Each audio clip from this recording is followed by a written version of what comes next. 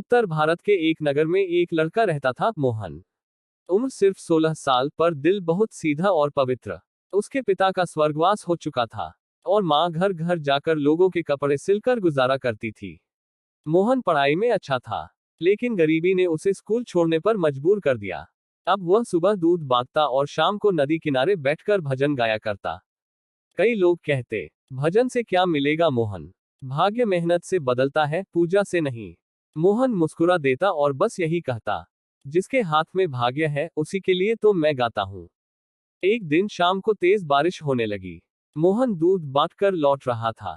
अचानक उसने रास्ते में एक बूढ़े बाबा को कांपते हुए देखा। कपड़े भीगे हुए, पैर में छाले और चेहरे पर गहरी थकान। मोहन बिना सोचे समझे अपनी पुरानी शॉल उतारकर उनके कंधों पर रख दी। बाबा ने पूछा, बेटा, बदले में क्या मांगता है?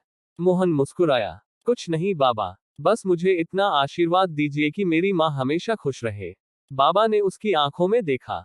उन आंखों में इतना सच्चा प्रेम, इतनी साफ नीयत देखकर बाबा के होंठों पर हल्की मुस्कान आई। उन्होंने कहा, तुम्हारी भक्ति जल्द रंग लाएगी वत्स। जो तुमने दिया है वही 100 गुना होकर लौटेगा। अगले दिन मोहन अपनी दूध गाड़ी लेकर शहर में घूम रहा था।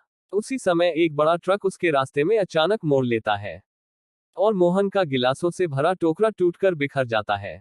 जितना थोड़ा पैसा वह कमाता था, वह भी हाथ से चला गया। लोग हंसने लगे। देख लिया, भक्ति से कुछ नहीं मिलता।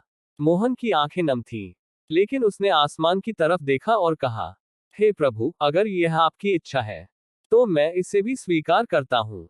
उस रात वह खाली हाथ घर लौटा। भूख लगी, पर माँ ने प्यार से खाना परोसा। मोहन बोला, माँ, लगता है भगवान आज मेरी परीक्षा ले रहे हैं। माँ ने उसके सिर पर हाथ रखा। परीक्षा उसी की होती है जिसे भगवान काबिल समझते हैं। अगली सुबह घर के बाहर अचानक भीड़ लग गई। मोहन हक्का बक्का था। एक शानदार कार आकर रुकी और उससे एक बड़े उद्योगपति उतरे। उन्होंने कहा, क्या तुम वही लड़के हो जिसने कल रात एक बूढ़े साधु की मदद की थी? मोहन ने हाँ में सिर हिलाया।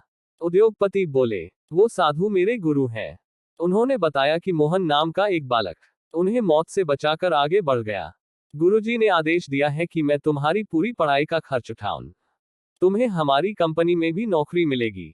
मोहन की आंखों से आंसू बह निकले। माँ ने आकाश की ओर हाथ जोड़ दिए।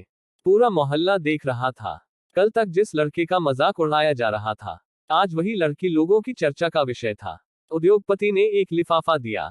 उसमें इतने पैसे थे कि मोहन अपनी दूध गाड़ी का नुकसान भी निकाल सकता था और नए कपड़े खरीद सकता था। कुछ दिनों बाद मोहन ने वही साधु फिर से देखा। उन्हें प्रणाम किया और बोला, बाबा, आपने मेरा जीवन बदल दिया। साधु मुस्कुराए, नहीं बेटा, तुमने खुद बदला है। ईश्वर तभी मदद करते हैं जब दिल में भक्ति और कर्म में सच्चाई हो। ये कहकर साधु आगे बढ़े और पलक झपकते ही गायब हो गए।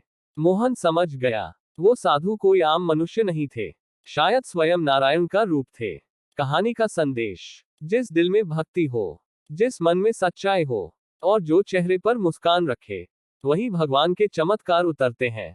भक्ति कभी व्यर्थ नहीं जाती, बस भगवान सही समय पर उचित फल देते हैं।